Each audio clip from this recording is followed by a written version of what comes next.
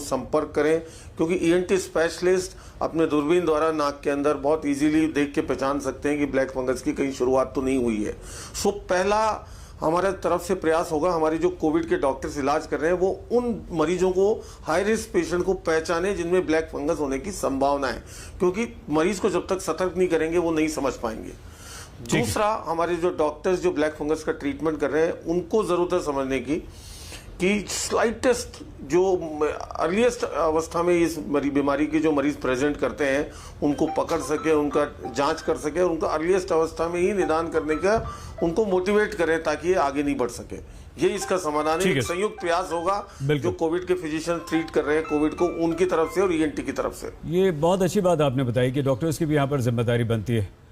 Doctor Malik sir, आप ये ज़रूर बताइए कि जो क्लिनिकल ट्रायल शुरू हो रहा है तो वैक्सीन, हमारी कोरोना की जो वैक्सीन है वो बच्चों पर कितना असर करेगी?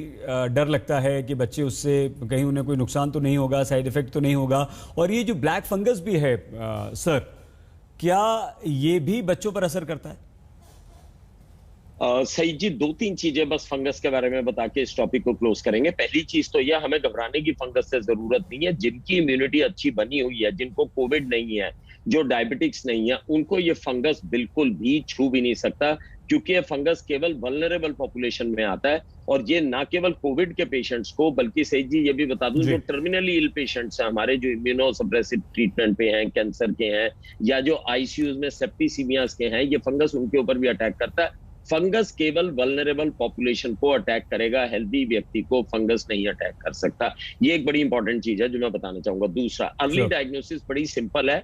जो भी आपको फंगस का सैंपल मिलता है, KOH की स्टेनिंग होती है, पोटेशियम हाइड्रोक्साइड की स्टेनिंग होती है, उसमें इमीडिएटली आपको माइक्रोबायोलॉजिस्ट बता देगा। बड़ी सिंपल डायग्नोसिस है, आधे घंटे में बता देगा कि इसमें फंगस है और आप उसका इमीडिएटली ट्रीटमेंट कर दीजिए। सर्जरी भी हो सकती है, CT और MRI कराइए, देखिए कहां तक एक्सटेंड है, उसको निकालिए, एंटी फंगल दे दीजिए, ठीक हो जाएगा। अब हम आते हैं वैक्सीन के ऊपर। ये एक बहुत अच्छा पहल कदम है, मैं तो कहूंगा कि ये क्रांतिकारी कदम है सरकार का कि कोवैक्सीन को ट्रायल्स की 2nd और 3rd फेज ट्रायल की परमिशन भी मिल गई है और 520 बच्चे भी उन्होंने जो है वो निकाल लिए जिनके ऊपर की ट्रायल दिए जाएंगे।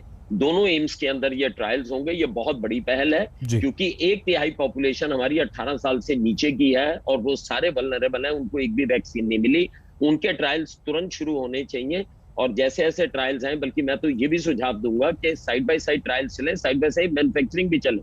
जैसे ही ट्रायल्स अप्रूवल दें, इमीडिएट बच्चों को वैक्सीन लगनी शुरू हो जाए। ये बहुत ही बढ़िया कदम है सरकार का और इन बच्चों को बचाना बड़ा जरूरी है, जो कि 2nd वेव में भी लिप्त हो रहे हैं और 3rd वेव में ज्यादा लिप्त हो सकते हैं इस बीमारी से। तो बहुत ही बढ़िया कदम है सरकार का, इसको होना चाहिए। लास्ट सजेशन ये दूंगा, कुछ वैक्सीन ऐसी हैं जो 12 से 18 साल में अप्रूव हो चुकी हैं, वो दी जा रही है। जब तक ये ट्रायल्स चलते हैं, ट्रायल्स को कम से कम 2-3 महीने लगेंगे, तब तक हम वो वैक्सीन प्रोक्योर करके भी अपने बच्चों को दे सकते हैं।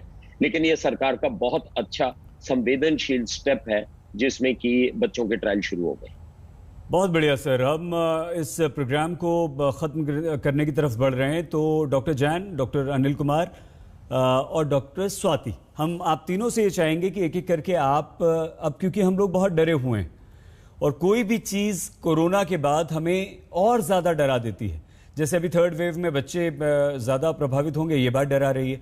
ब्लैक फंगस ने तो एकदम से जान निकाल के रख दी है। डॉक्टर स्वाति, चलते चलते आप क्या एडवाइस करना चाहेंगी? देखिए, पहली बात जरूरी यही है कि हमें पैनिक नहीं करना है किसी भी सिचुएशन में और ओवरबोर्ड नहीं जाना है। लेकिन क्योंकि हम लक्षण अब जानते हैं, हम पहचानते हैं और किन सेटिंग्स में फंगल का इन्फेक्शन होता है ये भी हम जानते हैं, तो इनको जानते हुए हमें जरूर ध्यान रखना है।